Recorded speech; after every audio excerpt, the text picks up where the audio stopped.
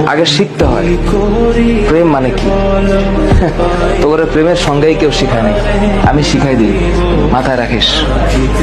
প্রেম শব্দের মানে হচ্ছে, এটা এখনকার মানুষ এটা শুনলে কেমন জানি ভিতরে একটা আউলা বাতাস লাগে।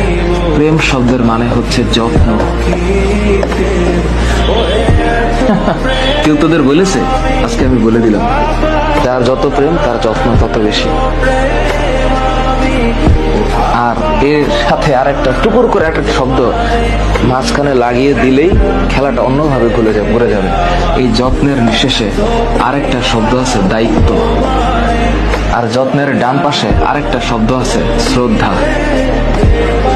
হ্যাঁ, আর যত্নের উপরের দিকে আরেকটা শব্দ আছে, এটার নাম হচ্ছে আরেকটা জিনিস।